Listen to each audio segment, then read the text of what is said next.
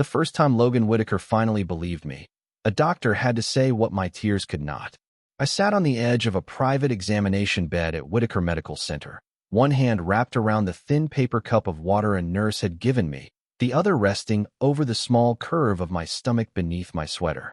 The room smelled like antiseptic, clean linen, and fear disguised as professionalism. Everything was too white, too polished, too expensive, from the frosted glass cabinets to the silver plaque on the wall that carried the Whitaker name in elegant black letters. That name was everywhere. On the building, on the medical forms, on the security badges, on the man standing near the door, as if even the air around me was something he did not want touching him. Logan Whitaker looked exactly like he had the day he broke my heart. Black hair perfectly combed back, gray eyes cold enough to make the room feel smaller, a charcoal coat over a tailored suit, and a face trained to show nothing before the world could use it against him. Vanessa Hale stood beside him with one hand folded over the other, beautiful, composed, and quietly satisfied. She had spent weeks telling anyone willing to listen that I was unstable, desperate, an omega trying to attach myself to a wealthy alpha by inventing a child. Logan had not defended me. Worse, he had believed her before he ever asked me to speak. "This has gone far enough," he said, his voice low and controlled. "If you needed help, Evan, there were honest ways to ask." My throat tightened around 100 answers. I wanted to tell him I had never asked for his money. I wanted to remind him of the night he let his mask fall, the quiet moment when he had looked at me like I was the first soft thing he had seen in years. I wanted to ask how that man had become this one, standing 3 feet away and calling my baby a lie without using the word child once. But I was tired. Too tired from work, too tired from nausea, too tired from carrying the weight of truth alone while strangers decided what kind of omega I must be. So I looked down at my hands and said nothing. Dr. Amelia Brooks entered with a tablet tucked against her chest and a paper file in her hand. She was not old, maybe early 40s, with calm eyes and the kind of steady voice that made people stop interrupting without realizing why. She glanced at me first, and her expression softened just enough to keep me from falling apart. Then she looked at Logan. "Mr. Whitaker, I have reviewed the Bloodline panel 3 times. Vanessa gave a small laugh. "Doctor, with respect, we all understand how emotional these situations can become." Dr. Brooks did not look at her. "This is not an emotional conclusion." The room went still. Logan's gaze sharpened. "What are you saying?" Dr. Brooks opened the file, placed one page on the counter, and spoke with the careful clarity of someone setting down a truth no one could move. "The baby carries the Whitaker bloodline marker, specifically the primary alpha line. This result cannot come from social contact, proximity, or scent contamination. Genetically, the child is connected to you." For 1 second, Logan Whitaker disappeared. Not his body, not his face, but the cold certainty he had wrapped around himself like armor. His eyes dropped to my stomach, and I saw the exact moment the truth reached him. Not as an idea, not as a possibility, as a living thing he had already wounded. Vanessa went pale. "That is impossible." Dr. Brooks finally turned to her. "It is verified." Logan said my name, but I did not look at him.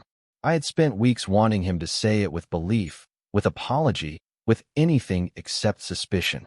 Now that he finally did, it arrived too late to feel like rescue. I slid off the examination bed carefully, one hand still over my stomach, because whatever else happened in that room, my baby had me. "Evan," Logan said again, softer this time, almost broken. I looked at Dr. Brooks instead. "Is the baby all right?" She nodded. "The baby is stable, but you need rest and consistent care." I breathed in slowly, holding on to that single mercy. Logan took half a step toward me. I did not know. That made me look at him. My voice came out quiet, but it did not shake. "No, Logan. You decided not to know." His face changed as if the sentence had found every place pride had hidden the truth from him. The first time Logan believed me was the same day I stopped needing him to. And as I walked past him toward the door, I realized something that hurt almost as much as being called a liar. Proof could clear my name, but it could not give me back the version of myself who had once hoped he would simply trust me. 3 months earlier, before the white walls of Whitaker Medical Center and the file that would finally force the truth into the open, I met Logan Whitaker beneath a ceiling of chandeliers at a charity gala where everyone smiled like generosity was another kind of currency. I was working for the catering company that night, dressed in a black vest, white shirt, and shoes that pinched after the first hour. The ballroom sat on the top floor of a downtown Boston hotel, with glass walls looking over the harbor and silver table settings arranged so perfectly I was afraid to breathe too close to them. The Whitaker Foundation logo glowed on every screen, elegant and impossible to ignore, just like the family itself. They funded hospitals, research centers, scholarships, and every public kindness money could polish into reputation. Logan stood near the stage, surrounded by board members and donors, an alpha heir shaped by expectation from head to toe. His black suit fit like armor. His gray eyes moved through the crowd with cool precision. Beside him, Vanessa Hale smiled for photographers, her hand resting lightly on his arm in a way that looked practiced rather than loving. People whispered that their engagement would unite two old families before the year ended. I tried not to stare. Men like Logan Whitaker did not belong in the same world as people like me. I was Evan Carter, a tired Omega trying to make rent, carrying trays of sparkling water and tiny crab cakes while pretending my feet were not burning. My scent blockers were cheap but reliable enough, softening my natural scent of warm rain and white flowers into something almost invisible. Invisible was safe. Invisible paid the bills. Then the microphone near the stage failed just as Logan was supposed to begin his speech, and a junior staff member panicked so badly she unplugged the wrong cable. The presentation screens went black. A ripple of discomfort moved through the donors, polite but sharp. I saw Vanessa's smile tighten. Logan's face did not change, but his scent did, barely, a thin edge of frost beneath cedar, the scent of an alpha seconds away from losing control and refusing to show it. I did not know why I stepped in. Maybe because I had worked enough events to know where the backup control panel was. Maybe because no one else moved. I set down my tray, slipped behind the curtain, and reset the system before the silence could become embarrassing. The screens came back to life, the microphone crackled, and the room applauded, thinking it was part of the program. When I stepped out from behind the curtain, Logan was looking directly at me. Not through me. At me. It was the first time all night I felt visible, and I hated how quickly my heart answered. After his speech, he found me near the service hallway. "You fixed the system," he said. "The event manager fixed it," I answered, because servers who wanted to keep their jobs did not take credit in rooms full of powerful people. One corner of his mouth moved, almost a smile. That was diplomatic. That was survival. His eyes sharpened with interest. Up close, his scent was cleaner than I expected, cedar after rain, cold air over stone, controlled so tightly it almost seemed lonely. "What is your name?" "Evan. Just Evan." Just Evan is usually enough. This time, he did smile, small and real enough to surprise us both. Before he could say anything else, Vanessa appeared at the end of the hallway, calling his name with a sweetness that carried warning underneath. Logan's expression closed like a door. He thanked me, formal again, and returned to the ballroom where he belonged. I told myself that was the end of it. But later that night, during the final donor reception, I found him alone on a balcony, one hand braced against the railing, his breathing too careful. The cold Boston wind pulled at his hair, and the scent of cedar and frost had sharpened into something strained. "Are you all right?" I asked before I could stop myself. He looked over his shoulder, and for a moment the alpha air was gone. There was only a man exhausted by being watched. "I needed air," he said. "So did I lied." We stood several feet apart, city lights trembling on the harbor below us, and somehow the silence between us felt less empty than the ballroom. He asked why I worked events. I told him about rent, community college classes I kept postponing, and the flower shop job I wanted if I could ever afford fewer shifts. He listened like my ordinary life mattered. I asked whether he liked giving speeches. He said he liked helping people, but hated being displayed as proof his family had a conscience. That made me laugh, and he looked at me like the sound had surprised something awake inside him. For 20 minutes, Logan Whitaker forgot to be untouchable, and I forgot that warmth from powerful people could disappear by morning. When he offered to have a car take me home, I should have refused.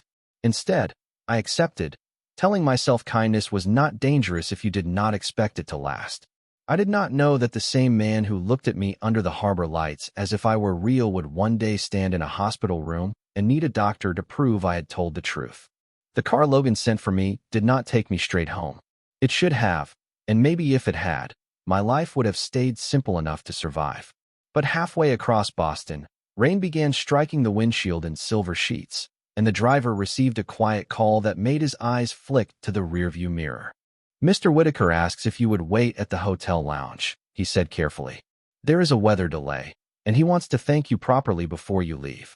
I should have heard the warning and how impossible that sounded. Men like Logan did not thank catering staff twice. They signed checks, shook hands for cameras, and forgot the names of people who fixed problems behind curtains. Still, the gala had left something warm and foolish inside me, and when the car turned back toward the hotel, I did not object. The lounge on the 42nd floor was nearly empty, lit by amber lamps and the blurred glow of rain against glass. Logan was waiting near the windows with his tie loosened, his jacket folded over one arm, and a weariness on his face that made him look less like an heir and more like a man who had spent years holding his breath. "I am sorry," he said when I approached. "That was presumptuous." "It was," I answered. His mouth curved slightly. "You could still leave." I could. Neither of us moved. The city shimmered below us, all wet streets and red tail lights. And for a while we talked the way strangers sometimes do when they know they are borrowing time from lives that will not meet again. He told me his mother had built the foundation after losing someone she loved to a preventable illness, and that every hospital wing with the Whitaker name felt like both an inheritance and an apology. I told him about my father teaching me the names of flowers from the buckets outside grocery stores because we could not afford a garden. He listened. That was the dangerous part. Not his wealth, not his scent, not the way every room seemed to adjust itself around him. It was the way he made silence feel safe. Near midnight, a fire alarm test in another wing sent guests moving through the halls, and Logan's scent shifted sharply. Later, I would learn there had been a dosage error in the suppressants he took before public events. Nothing dramatic, nothing scandalous. Only a medical imbalance made worse by stress and crowding. In that moment, I only saw his hand tighten around the edge of the table, his jaw locked as he fought to stay composed. "You should call your doctor," I said. "I already did." His voice was rougher than before. "They said I need a quiet room, water, and time away from alpha pheromone exposure. Then stop standing in the lounge pretending you are fine." He looked at me, and somehow that almost made him laugh. I helped him reach a private resting suite reserved for Foundation executives. The door closed behind us, shutting out the noise of the hotel, the rain, the entire glittering world that owned him. I set water on the bedside table, opened a window a few inches, and kept my distance while he sat in an armchair with his eyes closed, breathing slowly. Nothing happened the way gossip would have wanted it to happen. There was no grand seduction, no reckless loss of control, no fairy tale confession. There was only a tired alpha who admitted he hated being treated like a symbol, and a lonely omega who admitted he was tired of being invisible. We talked until the storm softened. At some point, Logan reached for my hand, not to take, only to ask without words if someone could stay. I let him hold it. His thumb brushed my knuckles once, careful and uncertain, and the room seemed to grow quiet around that single point of warmth. What followed belonged to us, private and gentle, a night I will not dress up for strangers or cheapen with details. It was enough to say that Logan Whitaker forgot his crown, and I forgot that morning always comes. When dawn finally touched the windows, he was already awake, sitting at the edge of the bed with his shirt buttoned and his expression closed again. The softness from the night before had retreated behind duty, family, fear, and whatever voice in his head told him tenderness was a liability. "Evan," he said, and my name sounded like an apology he had not learned how to make. I waited. He looked toward the rain-washed city instead of at me. Last night was not something I can bring into my life. I felt the words settle, cold and clean. I nodded because pride was sometimes the only code an Omega could afford. "I understand." He flinched at that, as if he had expected me to ask for more. I did not. I dressed, thanked him for the car, and left before my heart could embarrass me.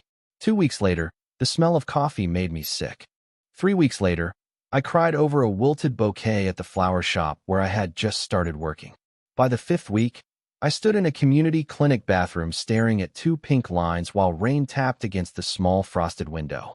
I pressed one hand to my stomach, and the memory of Logan's careful hand around mine came back so vividly it hurt. I had walked out of that hotel believing I was leaving one impossible night behind me. Instead, I had carried the future with me into the morning. I did not tell Logan first. I told the tiny life inside me, because somehow that felt easier than telling the man who had already chosen the safety of distance over the risk of caring. I stood in the community clinic bathroom with the pregnancy test in my hand until the fluorescent light began to buzz overhead. Then I lowered myself onto the closed toilet seat and pressed my palm against my stomach. There was no visible change yet, no proof anyone else could see, but my body already felt like a room where someone had quietly turned on a lamp. "Hello," I whispered, and the word broke something open in me. Fear came first, sharp and practical. Rent was due in 11 days. My flower shop paycheck barely covered groceries and my half of the utilities. I shared a third-floor apartment in East Boston with a nursing student who worked nights and labeled every carton of almond milk. I did not own a car. I had $280 in savings, one good coat, and no family close enough to call without explaining every mistake that had led me there. But beneath the fear was a warmth I could not deny. This baby was not a scandal to me, not leverage, not a mistake wrapped in consequences. This baby was real before anyone else believed it. The clinic nurse referred me to Dr. Amelia Brooks after my first blood test came back with unusual hormonal markers and a note that made the receptionist lower her voice. "It is probably nothing," she said, which of course meant it was something. Dr. Brooks worked part-time at the community clinic and part-time through Whitaker Medical Center, though I did not know that until I saw the logo on her referral pad. She read my results carefully, asked about scent changes, alpha lineage, family medical history, and whether the father knew. I looked at my hands. Not yet. She did not judge me. That made me want to cry more than judgment would have. "You should tell him soon," she said gently. "There are markers here that may matter for prenatal care. Markers, possibly inherited bloodline traits. I do not want to alarm you, Evan, but if the father comes from a registered alpha family, we need accurate information." Registered alpha family. There were only a few in Boston powerful enough for doctors to say it like that, and Logan's name sat at the top of half the hospital buildings in the city. I spent 3 days trying to write a message. Every version sounded wrong. Too needy. Too cold. Too much like a demand. In the end, I called the Whitaker Foundation office and asked for a private appointment. I expected to be ignored. Instead, 40 minutes later, an assistant called back with a time, a floor number, and a voice so carefully polite it made my stomach sink. Whitaker Tower rose over the financial district like a monument to people who never had to explain themselves. The lobby smelled of white lilies, polished stone, and money disguised as cleanliness. I wore my best sweater, the pale blue one with repaired cuffs, and kept one hand tucked in my coat pocket so no one would see it shaking. Logan's office was on the 48th floor, all glass, dark wood, and a view of Boston Harbor that looked too beautiful to belong to real people. He was not alone when I entered. Vanessa Hale sat on the sofa near the window, one leg crossed over the other, dressed in cream silk, her smile soft enough to cut. Logan stood behind his desk, expression unreadable, but I saw the flicker of surprise before he buried it. "Evan," he said, "I was told you asked for a private meeting." Vanessa tilted her head. "Should I leave?" She asked it like she already knew she would not. I looked at Logan, waiting for him to choose privacy. He did not. That was the first small heartbreak of the day. "This is personal," I said. "Then say it plainly," Logan replied, though his voice had tightened. My mouth went dry. The city glittered behind him. Vanessa watched me like a cat watching a glass near the edge of a table. I placed both hands over my stomach because I needed courage from somewhere. "I am pregnant." Logan went very still. Not shocked in the way I had imagined. Not softened. Still, like a door locking. Vanessa's smile faded into something almost sympathetic. "Oh, Evan." She said my name as if we were friends. "That is a serious claim." I ignored her. "The doctor said there may be inherited markers. I thought you should know." Logan's eyes moved to my stomach, then back to my face, colder with every second. "How far along?" 5 weeks. Vanessa gave a quiet sigh. Convenient timing. I finally looked at her. "This has nothing to do with you. When it involves Logan's name, it involves everyone connected to him." Logan did not correct her. That hurt worse than her words. I tried one last time. "I am not asking for money. I am not asking for anything except medical information and basic decency." His jaw tightened. You expect me to believe you came here out of decency? The room seemed to tilt.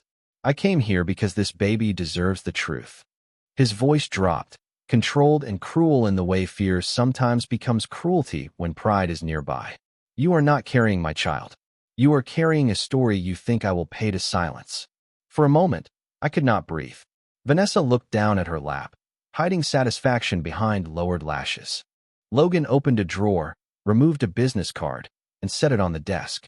My legal team can arrange support if you sign a confidentiality agreement and stop contacting me directly. I stared at the card, then at the man who had once held my hand as if softness was sacred. Keep your lawyers, I said quietly. My child will not begin life as paperwork for your shame. I turned before he could answer. He said my name once, sharper this time, but I kept walking. The elevator doors closed between us, reflecting my pale face back at me. I did not cry until I reached the sidewalk and the cold Boston wind hit my cheeks. Then I folded one arm around my stomach, not to hide the baby, but to protect the only truth in my life that had not betrayed me. After I left Whitaker Tower, I built a life small enough that no one powerful would notice it and steady enough that my baby could grow inside it without hearing my heart break every morning. I changed my shifts at the flower shop, so I opened before sunrise and left before the evening rush, when customers asked too many questions and my feet swelled inside my shoes. The shop sat on a narrow street in East Boston, tucked between a bakery and a laundromat, with buckets of tulips, white roses, eucalyptus, and cheap carnations lining the front window.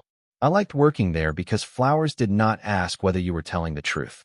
They leaned toward water, light, and careful hands. That was all. My apartment became quieter after my roommate moved out to live closer to her nursing program, but I did not mind. I filled the silence with soft music, prenatal vitamins lined beside the sink, and a secondhand rocking chair I found online for $35. At night, I sat by the window with ginger tea warming my hands and told the baby about ordinary things. The smell of bread from downstairs, the old man who bought daisies every Friday for his wife, the way the harbor looked pink on clear mornings. I never mentioned Logan by name. I was afraid the baby would feel the ache in my voice and think love was supposed to sound like disappointment. Dr. Brooks kept seeing me at the community clinic, but each appointment made her more serious. The baby's scent markers were developing early, unusual and strong, woven with cedar, cold stone, and something bright beneath my own warm rain and white flowers. I want you monitored more closely, she said one afternoon, scrolling through results on her tablet. Not because something is wrong, but because this is not a typical pregnancy. I knew what she meant. Whitaker bloodline. The words sat between us even when neither of us spoke them. Does he need to know? I asked. She looked at me carefully. Medically, accurate family history helps. Emotionally, that choice belongs to you. I almost laughed. Choice.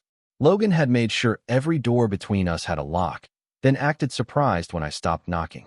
Still, the world did not let me stay hidden for long. Vanessa Hale's influence moved like perfume through a room, invisible until it was everywhere. The first whisper reached the flower shop through a customer who did not know I was the subject of the story she was repeating. Did you hear about that Omega trying to trap a Whitaker? She asked while choosing white lilies. People are unbelievable. I tied the ribbon around her bouquet with hands that did not shake until after she left. By the end of the week, my manager looked at me with pity she tried to hide. A blog posted a blind item about a service worker, a false pregnancy claim, and a wealthy alpha family being targeted. My name was not printed, but details do not need names when shame knows where to look. I kept working. I kept drinking water. I kept my hand over my stomach whenever the anxiety rose too high. You are not shame, I whispered each night. You are not a rumor. You are mine. What I did not know was that Vanessa had done more than talk. She had learned that Dr. Brooks was transferring parts of my file to Whitaker Medical Center for specialist review. She had called administrators, requested delays, questioned chain of custody, and planted doubts in every place a doubt could slow the truth. To the world, she looked like a polished future Mrs. Whitaker protecting a family legacy. To me, she was a shadow at the edge of every appointment, every sideways glance, every silence after my name. The day everything broke open, I was arranging white roses for a wedding order when the room tilted. 1 second, I was counting stems. The next, The scent of eucalyptus became too sharp, the lights too bright, and the floor seemed farther away than it should have been. My manager caught my elbow before I fell. Someone called an ambulance. I remember apologizing because the roses were unfinished. I remember a paramedic asking how far along I was. I remember clutching my phone and seeing 3 missed calls from Dr. Brooks. At the hospital, they wheeled me through a side entrance under the Whitaker name I had tried so hard to avoid.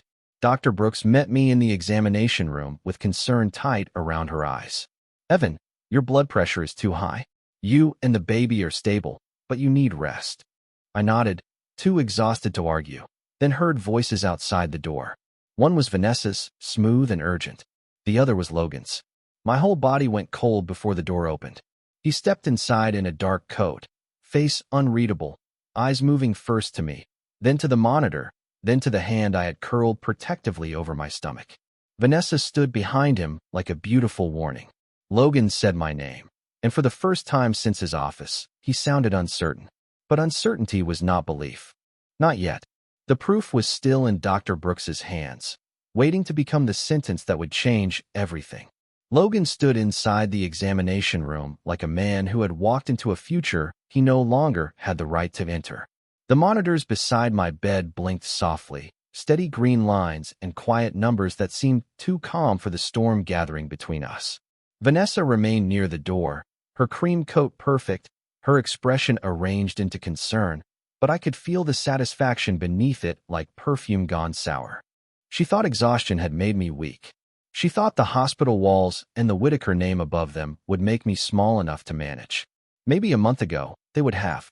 But the moment I heard my baby's heartbeat through the monitor, fast and determined, something in me settled. I was tired. I was scared. I was alone in too many ways that mattered. But I was not ashamed. "You should not be here," I said to Logan. His eyes moved from my face to my hand resting over my stomach. Dr. Brooks contacted my office. Vanessa answered before he could continue. "Because your file was incorrectly flagged through the Whitaker Medical Network. We are here to resolve the confusion, Evan, not to upset you." I looked at her. "You have done enough." A flicker passed through her eyes, quick and sharp. Logan noticed. Not fully, not yet, but enough for his gaze to shift. Dr. Brooks entered then with a tablet, a paper file, and the calm authority of a woman who had clearly run out of patience for polished lies. "Mr. Whitaker," she said, "before anyone discusses confusion, I need to clarify why this file reached your office." Vanessa's smile tightened. "Doctor, perhaps this should be handled privately by legal representatives." "No," I said. My voice surprised me. It was quiet, but it did not bend. "I want to hear it." Dr. Brooks nodded once. Parts of Evan's prenatal record were accessed multiple times by unauthorized administrative accounts over the past 2 weeks. Requests were submitted to delay genetic review, question specimen handling, and remove Whitaker Medical Center from the referral chain. Logan went still. "Who submitted them?" Vanessa gave a soft laugh. "Surely you are not implying anything inappropriate. Large systems create errors all the time." Dr. Brooks turned the tablet so Logan could see the activity log. The access trail leads to an account assigned to the Hale family office liaison. The room became so silent that even the monitors sounded louder. Logan looked at Vanessa, and for the first time since she entered, she did not look perfectly composed. "Vanessa," he said. One word, but it carried all the cold weight of a door closing. She lifted her chin. "I was protecting you. Your family. Your foundation." This situation was already spreading online. Someone had to prevent damage before a false claim became a public scandal. I stared at her, and the anger I had been too exhausted to feel finally rose clear and clean. "You turned my pregnancy into a scandal before anyone else could." She looked at me then, no softness left. "You walked into his office 5 weeks pregnant and expected the world to believe that was love." Logan's face changed, but I spoke before he could. "I expected the father of my child to listen." That sentence struck both of them. Logan's eyes dropped, not in denial this time, but in recognition of the exact place where he had failed. Dr. Brooks stepped forward, placing the file on the counter between us like a line drawn in ink. "The full Bloodline panel is complete. I was waiting for final verification from the independent lab, but given the interference, I requested an expedited confirmation." Logan's voice was rougher than before. "And Dr. Brooks looked at me first, asking permission without words. I gave the smallest nod. She opened the file. The fetus carries a rare Whittaker primary alpha marker. It is hereditary, documented in the Whittaker registry, and not present in Evan's family line. The result was verified through 3 separate tests.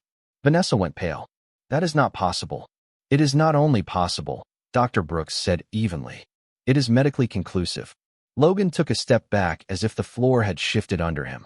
I watched the truth reach him the way winter reaches water, freezing every excuse in place. He looked at my stomach, then at me, and the man who had once called my child a story suddenly had no story left to hide inside. Evan, he said, almost voiceless. I was never asking for your fortune, I said. I was asking you to be human. His expression broke then, not dramatically, not loudly, but enough that I could see the grief behind the pride. Vanessa began speaking again, something about damage control, about timing, about how the family board would react, but Logan turned toward her with a calm so cold it silenced her mid-sentence. Leave. She stared at him. Logan, you cannot be serious. You interfered with medical records. You spread rumors about an Omega under my family's care network. You used my fear to punish someone who told the truth. His voice lowered.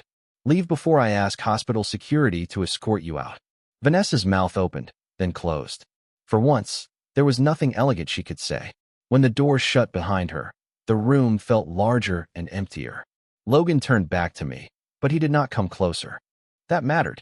Maybe he understood, finally, that regret did not erase the right to distance. I am sorry, he said. The words were simple, too small for what they had to carry. I should have believed you. I looked at him for a long moment, feeling the baby shift faintly beneath my palm, a tiny movement like a quiet answer. Yes, I said. You should have. After Vanessa left, the room did not become peaceful. It became honest, and honesty was heavier than every lie that had been standing between us. Logan remained near the foot of the examination bed, his hands at his sides, his face stripped of the confidence that had once made him look untouchable. I could tell he wanted to step closer. I could also tell he was forcing himself not to, and that restraint did more to shake me than another apology would have. Dr. Brooks adjusted the monitor, checked my blood pressure again, and spoke in the calm voice of someone giving both medical advice and a warning. Evan needs rest, reduced stress, and consistent prenatal monitoring. He also needs control over who has access to his records. Logan answered before I could. Then his records are his. Not mine. Not the Foundation's. Not my family's. He looked at Dr. Brooks. Put every authorization under Evan's name only. If anyone from Whittaker Holdings, the Foundation, or my household requests access without his written permission, deny it and notify him directly. Dr. Brooks nodded, but I stared at him, suspicious of the speed with which power could rearrange itself when it finally felt guilty. That does not fix what happened, I said. Logan looked at me then, and the pain in his eyes was quiet enough to be real. I know. You believed the worst version of me because it was easier than admitting you had been part of my life. His throat moved. Yes. You let Vanessa stand beside you while I stood alone. Yes. You offered me lawyers when I came to you with a baby. His eyes closed for 1 second. When he opened them, there was no defense in them. Yes. The simplicity of his answers made me angrier than excuses would have, because excuses would have let me keep hating him cleanly. This was Messier. This was a man finally holding the whole shape of what he had done. Dr. Brooks gave us a few minutes and stepped into the hall after telling me to press the call button if I felt dizzy. The door clicked shut, and suddenly Logan and I were alone with the soft beeping of the monitor and the future moving beneath my palm. I will make a public statement, he said. Vanessa's access will be removed. The engagement discussions are over. The rumors will stop. Do not make me sound like a charity project. His face tightened. I would never. You already did. In your office.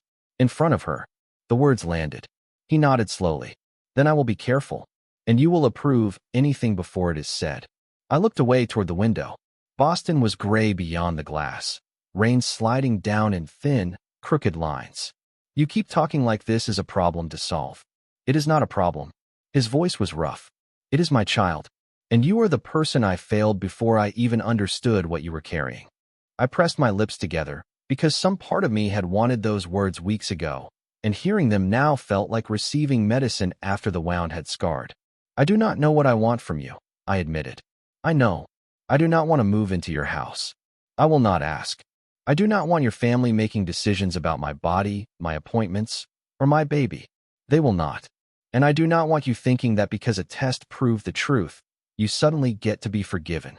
Logan's eyes lowered to my stomach, not claiming, only grieving. "I am not asking for forgiveness." "Then what are you asking for?"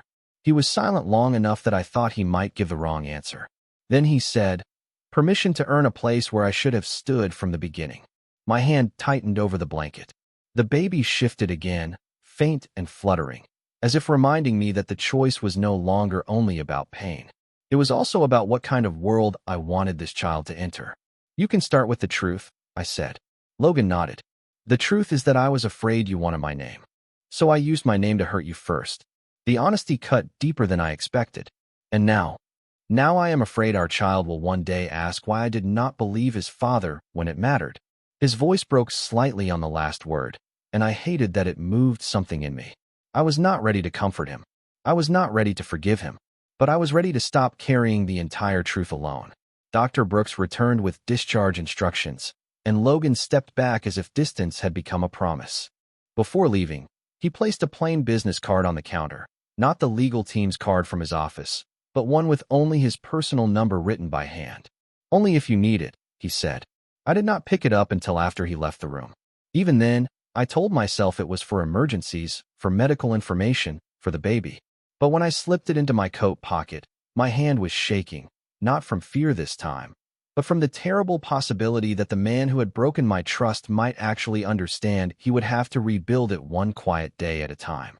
The weeks after the hospital did not turn Logan into a different man overnight, and maybe that was why I began to believe the change was real. He did not arrive with flowers large enough to embarrass me or gifts expensive enough to feel like pressure. He started smaller, quieter, with things that did not ask for forgiveness in return. The next morning, Dr. Brooks told me my authorization forms had been rewritten exactly as Logan promised, with my name as the only decision maker and an alert system that would notify me if anyone tried to access my records. 2 days later, the blog that had hinted about me posted a correction, not vague, not hidden, but direct. The earlier claims were false, based on manipulated information, and should never have been published. I knew Logan was behind it because no gossip site in Boston developed a conscience that quickly.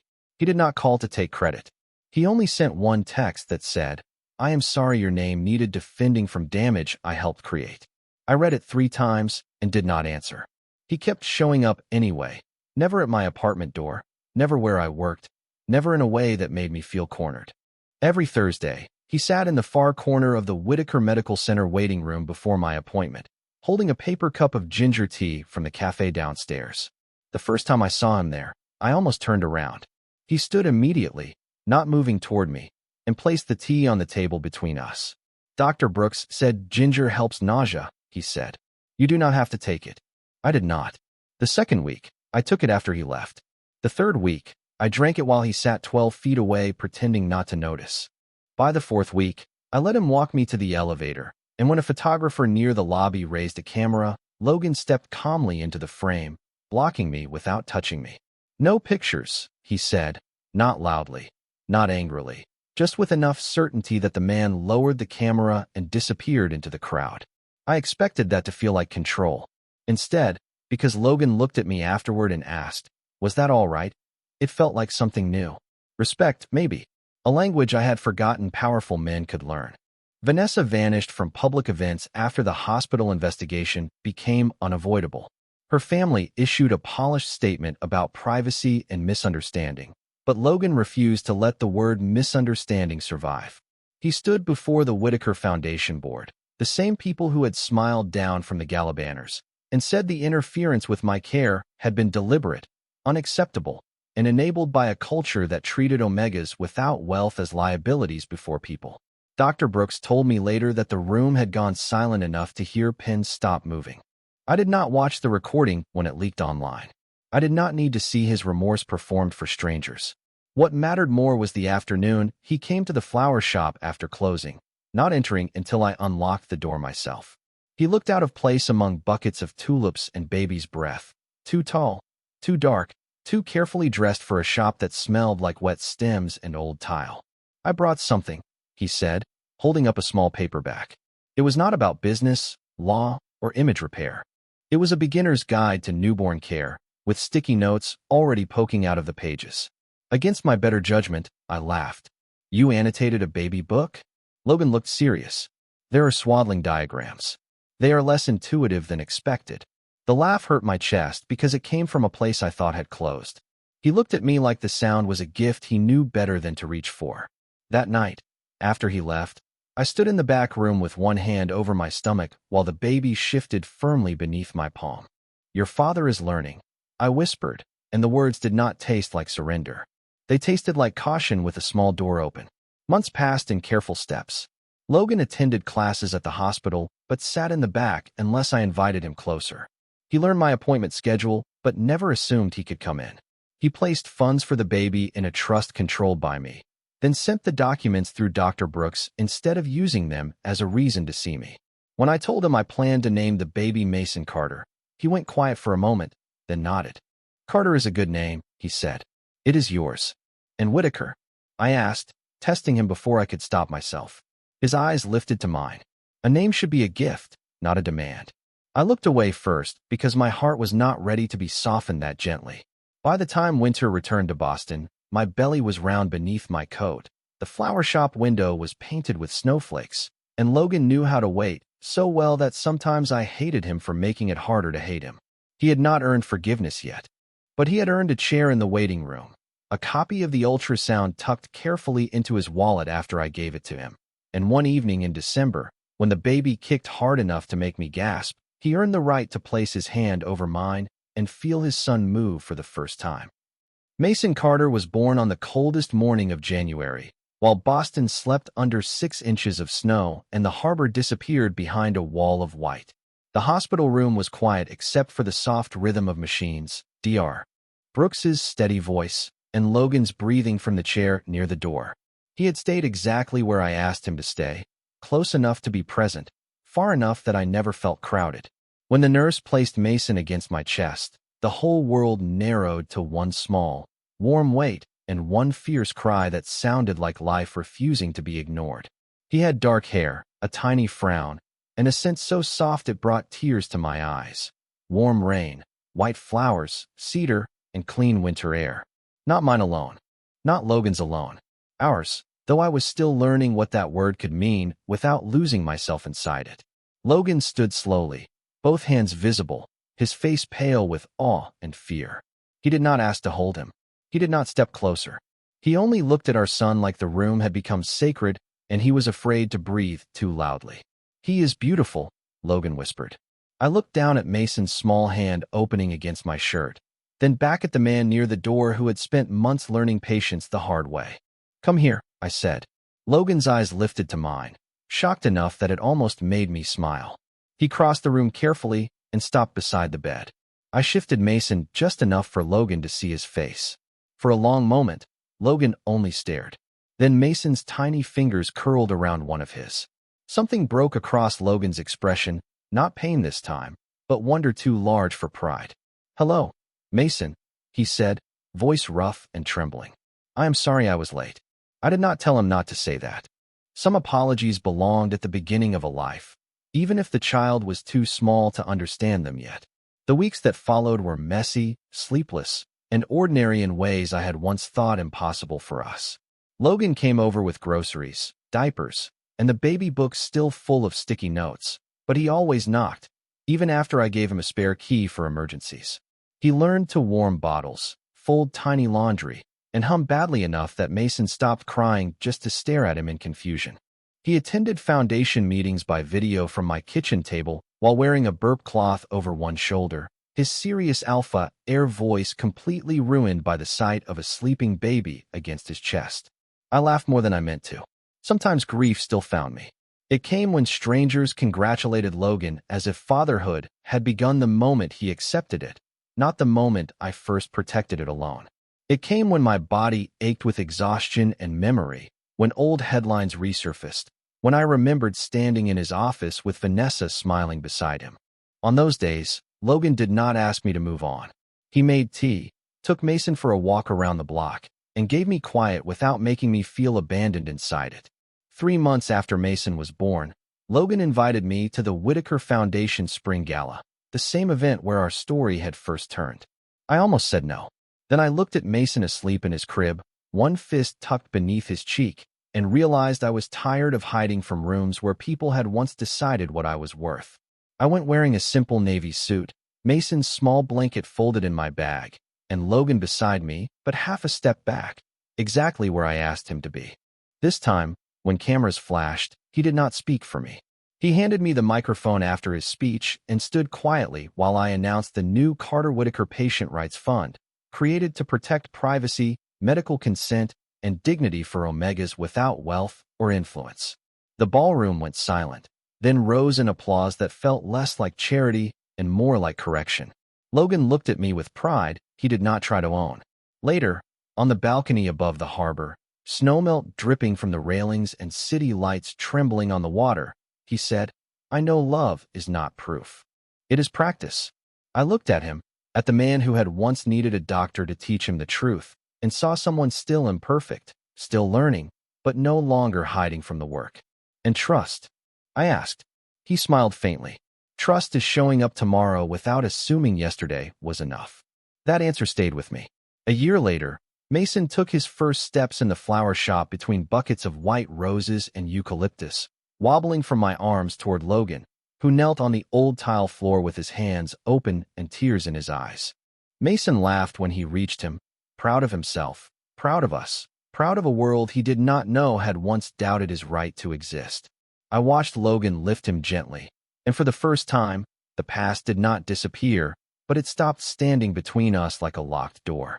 It became a scar, proof of pain, proof of healing, proof that truth alone had not saved us, but what we chose after the truth had. Logan had lost the right to be believed easily. Day by day, he became someone our son could trust. And somewhere between ginger tea, sleepless nights, quiet apologies, and a baby laughing among flowers, I found that my heart had not gone back to where it started. It had grown somewhere new, somewhere stronger, somewhere safe enough to call home.